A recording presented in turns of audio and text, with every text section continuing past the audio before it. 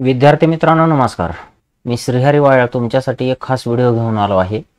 या व्हिडिओमध्ये आपण भिन्नछेद अपूर्णांकाचे समछेद अपूर्णांकात कसे रूपांतर करावे हे सविस्तर अभ्यासणार आहोत आणि त्यानंतर लगेचच उदाहरण संग्रह 18 पण आपण सोडवणार आहोत. चला तर मग आजच्या व्हिडिओला आपण सुरुवात करूया. भिन्नछेद अपूर्णांकाचे समछेद अपूर्णांकात रूपांतर करणे हे आपण उदाहरणाच्या सहाय्याने समजून घेऊया. तर पहा स्क्रीनवरती 5/6 व 7/9 हे दोन अपूर्णांक आहेत. तर या अपूर्णांकाच्या छेदाकडे पाहिले असता असे लक्षात येते की या अपूर्णांकाचा छेद 6 आहे आणि दुसऱ्या अपूर्णांकाचा छेद 9 आहे. तर दोन्ही अपूर्णांकाचे छेद हे भिन्न आहेत. तर हे आपणास समान करावयाचे आहेत.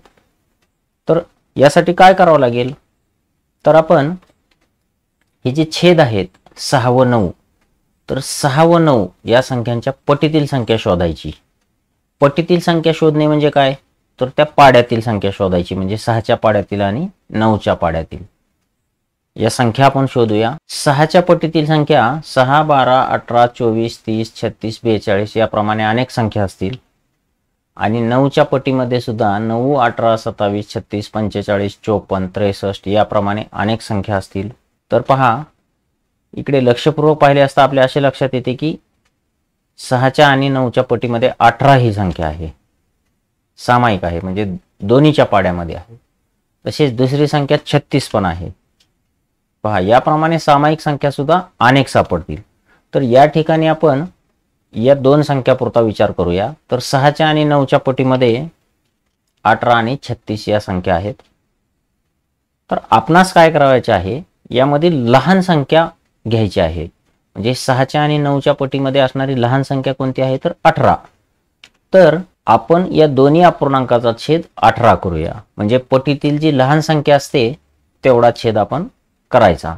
तर आता 6च्या 9च्या पटीतील लहान संख्या 18 आहे, म्हणून आपण या दोन्ही अपूर्णांकाचा छेद 18 करूया. पहा आता कसा करायचा छेद, तर पहा हा पहिला अपूर्णांक आहे 5/6. आता याच्या फक्त छेदाकडे आपण लक्ष देऊया. याचा छेद आहे 6, आपणास करावायचा आहे 18.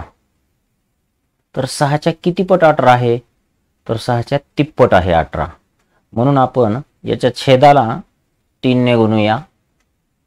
आणि जेव्हा आपण छेदाला 3 ने गुणतो किंवा कोणत्याही संख्येने जेव्हा आपण गुणतो तेव्हा अंशाला सुद्धा त्याच संख्येने गुणले पाहिजे, म्हणजे या अपूर्णांकाची किंमत बदलत नाही, म्हणजे त्याचा सममूल्य अपूर्णांक मिळतो. तर आपण अंशाला व छेदाला 3 ने गुणूया. पहा 5 × 3 6 × 3. आता आपण वरचा गुणाकार करू. 5 त्रिक 15 आणि छेदांचा गुणाकार 6 त्रिक 18. आणि आता दुसरा अपूर्णांक बघूया 7/9. याचा छेद आहे 9. 9च्या किती पट 18 आहे, तर 9च्या दुप्पट आहे, म्हणून आपण याच्या अंशाला व छेदाला 2 ने गुणूया. पहा वरचा गुणाकार 7 2 14 आणि खालचा गुणाकार 9 2 18. पहा छेद समान झाले आहेत. आता पहा दुसरे उदाहरण 4/8 5/16. आता दोन्ही अपूर्णांकाच्या छेदाकडे आपण पाहिले असता असे लक्षात येते की 8 आणि 16 यांच्या पटीमधील 16 ही संख्या आहे.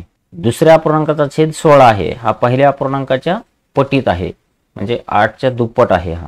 म्हणून आपण काय करू, पहिल्या अपूर्णांकाचा छेद हा 16 करूया. तर पहा हा पहिला अपूर्णांक 4/8 याचा छेद आहे 8, आपणास करावायचा आहे 16. तर 8च्या किती पट 16 आहे, तर दुप्पट आहे, म्हणून आपण याच्या अंशाला व छेदाला 2 ने गुणूया. पहा 4/8 याच्या अंशाला पण 2 ने, छेदाला पण 2 ने गुणूया. वरचा गुणाकार 4 2 8 आणि छेदाचा गुणाकार 8 2 16. आणि या अपूर्णांकाचा छेद तर अगोदर 16 आहे. पहा म्हणजे या ठिकाणी छेद हे समान झालेले आहेत. आता आपण उदाहरण संग्रह 18 सोडवूया. त्यामधील उदाहरणे सोडवू. पहा पहिले उदाहरण 3/4 5/8. तर या ठिकाणी पाहिले असता आपल्या असे लक्षात येते की हे दुसऱ्या प्रकारचे उदाहरण आहे, म्हणजे ह्या दुसऱ्या अपूर्णांकाचा छेद जो 8 आहे तो पहिल्या अपूर्णांकाच्या दुप्पट आहे, म्हणून आपण या पहिल्याच अपूर्णांकाचा छेद दुप्पट करूया. तर पहा याचा छेद 4 आहे, आपणास करावायचा आहे 8. 4च्या किती पट 8 आहे, तर दुप्पट आहे, म्हणून आपण छेदाला व अंशाला 2 ने गुणूया. पहा 3 2 6 आणि 4 2 8. आणि या अपूर्णांकाचा छेद तर अगोदरच 8 आहे, दोन्ही छेद समान झालेले आहेत. पहा दुसरे उदाहरण 3/5 3/7. आता पहिल्या अपूर्णांकाचा छेद 5 आहे आणि दुसऱ्या अपूर्णांकाचा छेद 7 आहे. 5च्या आणि 7च्या पटीतील संख्या जर आपण पाहिल्या किंवा त्याचा विचार केला तर आपल्या असे लक्षात येते की 5च्या आणि 7च्या पटीमध्ये असणारी सामायिक संख्या कोण आहे, तर 35 आहे. तुम्हाला हे लक्षात येत नसेल तर तुम्ही काय करा, या ठिकाणी 5चा पाडा लिहा आणि 7चा पण पाडा लिहा आणि दोघांच्या पटीमध्ये कोणती संख्या येते तर 35 येते हे तुमच्या लक्षात येईल. म्हणजे आपणास या दोन्ही अपूर्णांकाचा छेद 35 करावायचा आहे. पहा, याचा छेद आहे 5, आपणास करावायचा आहे 35. तर 5च्या किती पट 35 आहे, तर 5च्या 7 पट आहे. म्हणून आपण याच्या अंशाला व छेदाला 7 ने गुणूया. पहा, 3 गुणिले 7 5 गुणिले 7 गुणाकार करू आपण. 3 7 21 आणि 5 7 35. आता पहा दुसरा अपूर्णांक 3/7 आहे, याचा छेद 7 आहे, आपणास करावायचा आहे 35. तर 7च्या किती पट 35 आहे, तर 5 पट. म्हणून याच्या छेदाला अंशाला 5 ने गुणू. पहा, 3 गुणिले 5 7 गुणिले 5 गुणाकार करूया. 3 5 15 7 5 35. पहा, छेद समान झाला. तिसरे उदाहरण 4/5 3/10. पहा, हे उदाहरण आपण मागे पाहिल्याप्रमाणे आहे. ह्या दुसऱ्या अपूर्णांकाचा छेद हा पहिल्या अपूर्णांकाच्या दुप्पट आहे, म्हणून फक्त पहिल्याच अपूर्णांकाचा छेद आपण 10 करूया. पहा, याचा छेद आहे 5, आपणास करावायचा आहे 10. तर 5च्या किती पट 10 आहे, तर दुप्पट. म्हणून आपण याच्या छेदाला व अंशाला 2 ने गुणूया. पहा, गुणाकार करू. 4 2 8 आणि 5 2 10 आणि या अपूर्णांकाचा छेद तर अगोदरच 10 आहे. पहा, समान झाले छेद. चौथे उदाहरण 2/9 1/6. आता आपण 9च्या आणि 6च्या पटीमध्ये असणारी सामायिक संख्या कोणती आहे हे पाहू. तर हे याचा विचार केला असता आपल्या लक्षात येते की 9च्या आणि 6च्या पटीमध्ये 18 ही संख्या आहे. तर आपण दोन्हीचा छेद 18 करावायचा आहे. पहा, याचा छेद 9 आहे, आपणास करावायचा आहे 18. तर 9च्या किती पट 18 आहे, तर ते दुप्पट आहे. म्हणून याच्या अंशाला व छेदाला आपण 2 ने गुणूया. पहा, गुणाकार करू. 2 2 4 आणि 9 2 18. दुसऱ्या अपूर्णांकाचा छेद आहे 6, आपणास करावायचा आहे 18. तर 6च्या किती पट 18 आहे, तर तिप्पट. म्हणून ह्याच्या अंशाला 3 ने गुणू. पहा, 1 3 3 आणि 6 18 समान झाला छेद. पहा, पाचवे उदाहरण 1/4 2/3. आता 4 व 3च्या पटीमध्ये असणारी लहान असणारी सामायिक संख्या कोणती आहे, तर ती 12 आहे. म्हणून आपण दोन्हीचा छेद 12 करूया. पहा, याचा छेद आहे 4, आपणास करावायचा आहे 12. 4च्या किती पट 12 आहे, तर 4 त्रिकोण 12 तिप्पट आहे. म्हणून आपण याच्या अंशाला व छेदाला 3 ने गुणूया. पहा, 1 3 3 4 त्रिकोण 12. इथे गुणाकार करूया आपण खाली.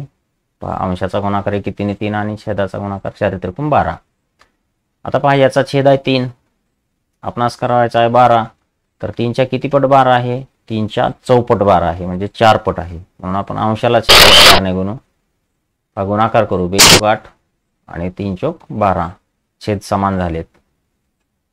सहावे उदाहरण 5/6 4/5. पहा, याचा छेद 6 आहे, याचा छेद 5 आहे. ह्या 6च्या आणि 5च्या पटीमध्ये असणारी लहान सामायिक संख्या कोणती आहे, तर ती 30 आहे. म्हणून आपणास दोन्हीचा छेद 30 करावायचा आहे. याचा छेद 6 आहे, आपणास करावायचा आहे 30. हे किती पट आहे 6च्या, तर 5 पट आहे. म्हणून आपण अंशाला छेदाला 5 ने गुणूया. पहा, 5 5 25 आणि 6 5 30. दुसऱ्या अपूर्णांकाचा छेद आहे 5, आपणास करावायचा आहे 30. 5च्या 6 पट आहे. म्हणून आपण अंशाला व छेदाला 6 ने गुणूया. पहा, 4 सखे 24 आणि 5 सख 30. पहा, हे 24 आणि छेद 30. पहा, छेद समान झाले. सातवे उदाहरण 3/8 1/6. 8च्या आणि 6च्या पटीमध्ये असणारी लहान सामायिक संख्या कोणती आहे, तर 24 आहे. म्हणून आपण हे दोन्ही अपूर्णांकाचा छेद 24 करूया.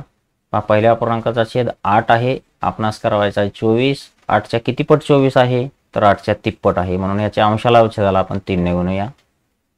पहा, वरचा गुणाकार करू. 3 त्रिक 9 आणि छेदस्थानी 8 त्रिक 24.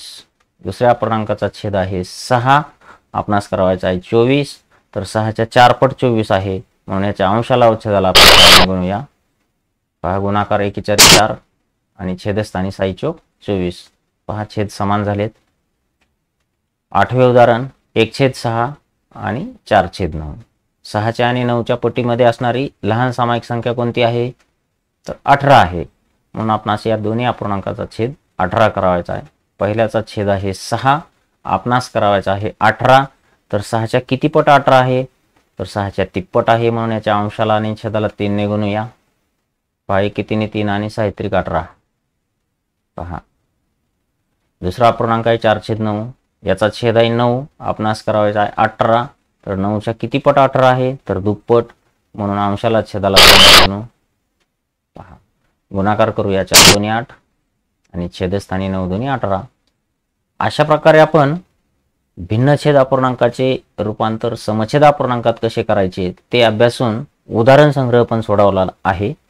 तर विद्यार्थी मित्रांनो, या व्हिडिओमध्ये आपण या ठिकाणी थांबूया आणि पुढील व्हिडिओमध्ये भेटूया.